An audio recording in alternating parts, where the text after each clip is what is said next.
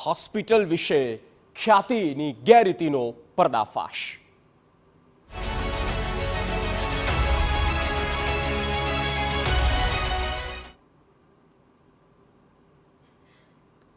ખ્યાતિ હોસ્પિટલ વિરુદ્ધ રાજ્ય સરકાર એક્શન મોડમાં આવી ગઈ છે અને ખ્યાતિ હોસ્પિટલને PMJYમાંથી ડિબાર્ટ કરી દેવામાં આવી છે।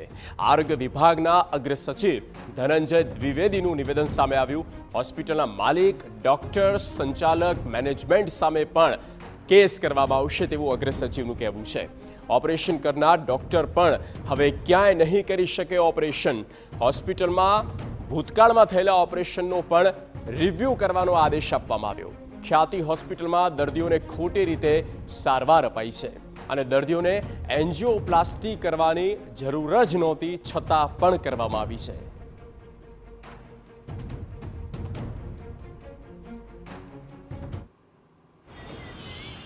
ખ્યાતિ હોસ્પિટલને તાત્કાલિક ધોરણે PMJYમાંથી DM પેનલ કરી છે, ડિબાર કર્યા છે એમને।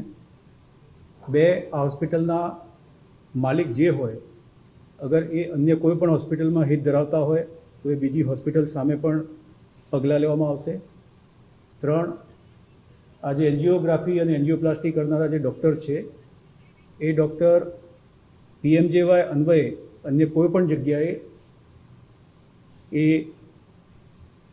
માન્ય ડૉક્ટર તરીકે ગણવામાં આવશે નહીં। તપાસ સમિતિના ડૉક્ટરોએ એ તમામ કેસ પેપર્સનું રિવ્યૂ કર્યો।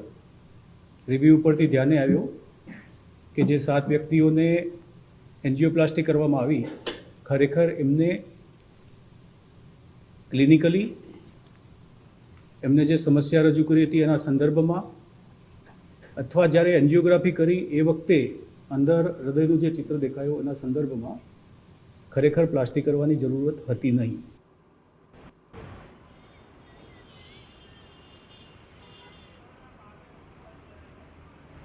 તો આરોગ્ય વિભાગના અગ્ર સચિવ ધનંજય દ્વિવેદીએ આ નિવેદન આપ્યું છે કે કોઈને પણ છોડવામાં નહીં આવે। જે પણ હોસ્પિટલના માલિક છે, સંચાલકો છે, ડોક્ટર્સ છે તેમને વિરુદ્ધ કાર્યવાહી કરવામાં આવશે, કેસ કરવામાં આવશે।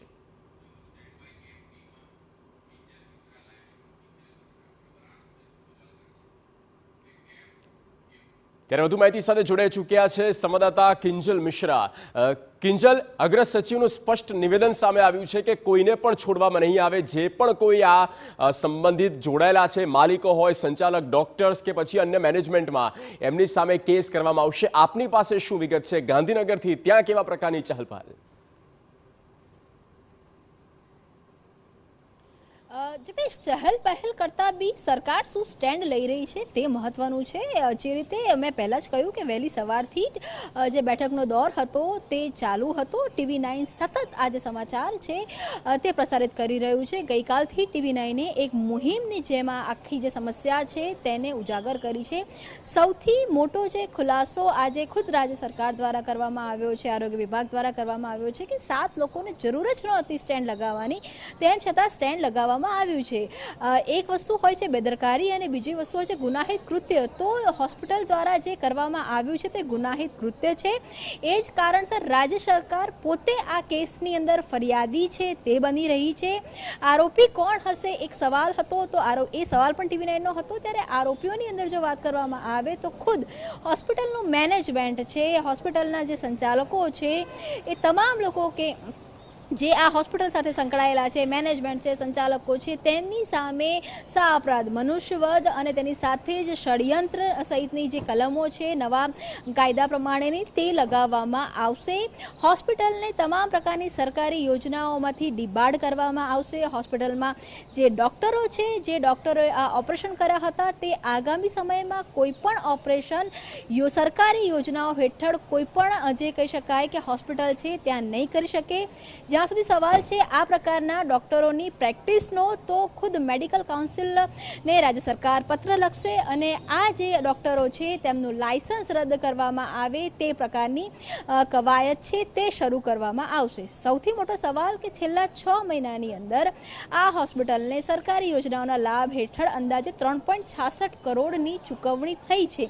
ત્યારે આગામી સમયની અંદર ગાઈડલાઈન છે તે બનાવવામાં આવી છે। ખાસ કરીને જે કાર્ડિયાકને લઈને જે પૂરા સાધનો હોય, પૂરું ઓટીની અંદર સુવિધા હોય અને 24 કલાકના ડૉક્ટરો જે મલ્ટી સ્પેશિયલ હોસ્પિટલમાં હશે, ત્યાં જ હવે આ પ્રકારના જે એન્જિયોગ્રાફી, એન્જિયોપ્લાસ્ટી કરી શકાશે.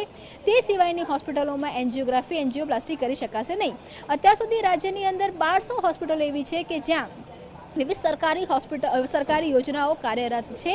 તો આ જે નવા નિયમો આવશે તેના કારણે અનેક જે હોસ્પિટલો છે ત્યાંથી આ પ્રકારની જે ફેસિલિટી છે તે નહીં આપવામાં આવે, કેમ કે જે પ્રકારની મિલીભગત છે ચોક્કસ જોવા મળી રહી છે. એક તરફ સરકારે બચાવ કર્યો છે કે કોમ્પ્યુટર સિસ્ટમમાં જનરેટ થતું હોય છે, તેના કારણે જે એક સાથે 17 લોકોના કેવી રીતે રજીસ્ટર કરવામાં આવ્યા તે તેમને ખ્યાલ નથી, પરંતુ આખરે કેવી રીતે આ સિસ્ટમને ખ્યાલ ન આવ્યો અથવા તો જ્યારે ફોર્જ ડોક્યુમેન્ટ સિસ્ટમમાં અપલોડ કરવામાં આવ્યા તો ક્રોસ વેરીફાઈ કેમ ન કરવામાં આવ્યા, એ ખૂબ મોટો સવાલ છે. સરકારે અત્યારે સીધી હોસ્પિટલ સાથે સંકળાયેલી બાબતો પર એક્શન લીધું છે, પરંતુ સરકારી તંત્ર સુદૃઢ ક્યારે થાય, સરકાર પોતે ઇન્સ્પેક્શન ક્યારે કરશે, સરકાર પોતે આ પ્રકારની ખ્યાતિ જેવી મલ્ટી લેવલ હોસ્પિટલોને પરમિશન આપવાની ક્યારે બંધ કરશે, તેની પર હજુ કોઈ નક્કર વાત નથી થઈ. પરંતુ જ્યાં સુધી વાત ખ્યાતિની છે તો ખ્યાતિને ડિબાર્ડ કરવામાં આવી છે અને તેના સામે જે પણ સંચાલકો છે, તે મેનેજમેન્ટ છે, તેની સામે કલ્પેબલ હોમિસાઇડ અને તેની સાથે જ કોન્સ્પિરન્સીને લઈને પગલાં ભરવામાં આવશે. ઓકે કિંજલ, આપ લાઈન પર બન્યા રહેજો. હોસ્પિટલથી અમારા સંવાદદાતા જિગ્નેશ પટેલ જોડાયેલા છે. જિગ્નેશ, તપાસના આદેશ આપી દેવામાં આવ્યા છે, સમિતિ પણ બનાવવામાં આવી છે અને ભૂતકાળ પણ ચેક કરવામાં આવી રહ્યો છે કે કેટલા લોકોની સાથે ભૂતકાળમાં આવું થયું છે. આ બધું જ થઈ રહ્યું છે, પ્રોસેસમાં થઈ રહ્યું છે. હોસ્પિટલમાં અત્યારે શું ત્યાં થઈ રહ્યું છે? દર્દી સાથે અત્યારે કઈ રીતની ત્યાં પેશન્ટ સાથે શું અત્યારે પ્રોસિજર થઈ રહી છે? વધુ તેમને યુએન મહેતામાં પણ લઈ જવામાં આવ્યા છે કે ખરેખર એ સર્જરી કે પછી એન્જિયોપ્લાસ્ટી થઈ છે કે નથી થઈ? જગદીશ, જે પ્રકારે સમગ્ર મામલો બહાર આવ્યો ત્યારે હવે તપાસનો દોર શરૂ થઈ ચૂક્યો છે. ખાસ તો જોઈએ તો જે પ્રકારે તપાસ સમિતિ દ્વારા જે રિપોર્ટ આપવામાં આવ્યો છે તે રિપોર્ટના આધારે હાલમાં અમદાવાદ મ્યુનિસિપલ કોર્પોરેશનની ટીમ તેમજ પોલીસની ટીમ હોસ્પિટલની અંદર હાજર છે. આ ઉપરાંત જોઈએ તો જે પોસ્ટ ઓપરેટિવ જે સારવાર કરવાની હોય તેમાં બેદરકારી હોસ્પિટલ દ્વારા દાખવવામાં આવી હતી તેવું સ્પષ્ટપણે જોવા મળી રહ્યું છે. જે હોસ્પિટલ છે તેના દ્રશ્યો બતાવીશું કે હોસ્પિટલની અંદર પોલીસ તેમજ કોર્પોરેશનની ટીમ હાલમાં આવી પહોંચી છે અને સમગ્ર મામલે તપાસ કરી રહી છે. આગામી સમયમાં આખરે હાલમાં કેટલા દર્દીઓ છે, કેટલા દર્દીઓ સારવાર હેઠળ છે અને તેમને શિફ્ટ કરવા કે કેમ હોસ્પિટલને કદાચ બંધ કરવાની હોય તો તે પ્રકારની વ્યવસ્થા માટે હોસ્પિટલ પાસે ચર્ચા કરવા માટે કદાચ આ ટીમ આવી હોય તેવું સ્પષ્ટપણે લાગી રહ્યું છે. કારણ કે પોસ્ટ ઓપરેટિવ સારવાર કરવામાં જે રીતે 2 લોકોના મૃત્યુ થયા છે તે ખૂબ જ ગંભીરતાથી નોંધ લેવામાં આવી છે. આ ઉપરાંત ખ્યાતિ હોસ્પિટલને PMJ કાર્ડમાંથી ડિમાર્ટ કરવામાં આવી છે, એટલે કે હવે કોઈપણ પ્રકારે PMJ કાર્ડમાં નો લાભ ખ્યાતિ હોસ્પિટલમાં આપી શકાશે નહીં, તે પ્રકારનો એક નિર્ણય કરવામાં આવ્યો છે. આ ઉપરાંત જે પણ ડૉક્ટર હતા એ ડૉક્ટરે આ ઓપરેશન કર્યા તે કોઈપણ જગ્યા પર PMJ કાર્ડ હેઠળ કોઈપણ જગ્યા પર તે ઓપરેશન કરી શકશે નહીં, તે પ્રકારનું નક્કી કરવામાં આવ્યું છે. આ ઉપરાંત જોઈએ તો રાજ્ય સરકાર દ્વારા આ હોસ્પિટલમાં ભૂતકાળમાં ટોટલ કેટલા કાર્ડિયોલોજીસ્ટ દ્વારા ઓપરેશન કરવામાં આવ્યા છે તેનો પણ એક રિવ્યૂ કરવામાં આવશે, ડિટેલ રિવ્યૂ કરવામાં આવશે અને મલ્ટી સ્પેશિયલ હોસ્પિટલમાં જે જગ્યાઓ પર અત્યાર સુધી જે સારવાર ઉપલબ્ધ થાય છે તે જ જગ્યા પર હવે સારવાર કરવામાં આવે તે પ્રકારની વ્યવસ્થાની પણ એક વાત છે. મહત્વની બાબત જગદીશ એ છે કે PMJ કાર્ડમાં અત્યાર સુધી અનેક જગ્યાઓ પર બોગસ દર્દીઓ બતાવવામાં આવ્યા હોય તેવી વાત બહાર આવી છે. આ ઉપરાંત એક જ દર્દીને અલગ અલગ 2 હોસ્પિટલમાં એક જ સારવાર આપવામાં આવી હોય તેવી પણ ઘટના સામે આવી છે. એટલે કે આધાર કાર્ડ મેળવી અને બોગસ દર્દી ઊભા કરવામાં આવતા હોય તેવું પણ અનેક હોસ્પિટલમાં આ કિસ્સાની સાથે સાથે સામે પ્રકાશમાં આવ્યું છે. પરંતુ હવે આ મામલે સરકાર અને આરોગ્ય તંત્ર કેટલું ગંભીર છે તે બાબત એટલી જ મહત્વની છે, કારણ કે દૂધનો દાજો પણ છાશ ફૂંકીને પીવે, પરંતુ માત્ર ને માત્ર જો તપાસના આદેશ કરવામાં આવે તો આગળ કશું વધશે નહીં અને આ જ પ્રકારની ઘટનાઓ દોહરાતી રહેશે. સાથે જ જગદીશ જણાવીશ કે જે રીતે PMJ કાર્ડ હેઠળ તૈયાર કરી રહી છે, એટલે કે કમાવા માટે એક બે નહીં, ખ્યાતિ હોસ્પિટલની જ વાત કરવામાં આવે તો એક બે નહીં પરંતુ સંખ્યાબંધ કેટેગરીમાં મા કાર્ડની અંદર એટલે કે પીએમજે કાર્ડ હેઠળ ઓપરેશન કરવામાં આવતા હતા. તે યુરોલોજીની વાત હોય, કાર્ડિયોલોજીની વાત હોય, ન્યુરોલોજીની કે પછી ની રિપ્લેસમેન્ટ કે જોઈન્ટ રિપ્લેસમેન્ટની વાત હોય, આ તમામ પ્રકારના અલગ અલગ પ્રકારની 7 કેટેગરીમાં પીએમજે કાર્ડનો લાભ આપવામાં આવતો હતો.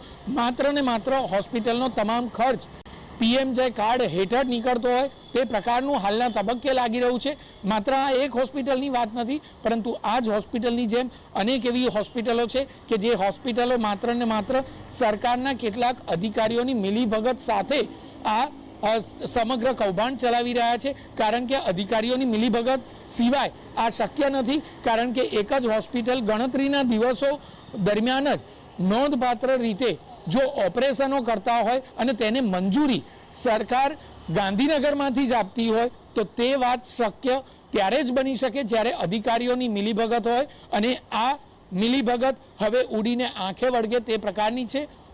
હાલના તબક્કે ડોક્ટર તેમજ હોસ્પિટલ સામે પગલાં લેવાની વાત તો કરવામાં આવી છે, પરંતુ આખરે જવાબદાર પીએમજે કાર્ડ વિભાગના જે ઉચ્ચ અધિકારીઓ છે તેમની સામે શા માટે પગલાં નથી લેવાયા તે સૌથી મહત્વનો પ્રશ્ન છે.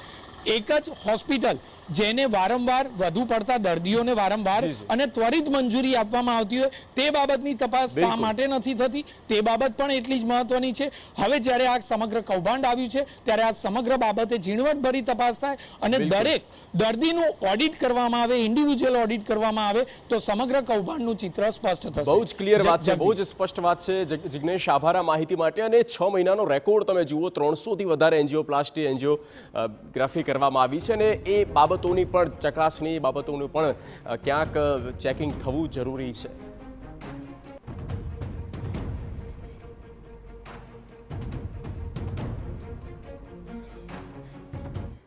વાત કરીએ ખ્યાતિ હોસ્પિટલની, તો ખ્યાતિ હોસ્પિટલમાં સારવાર લેનારા દર્દીઓની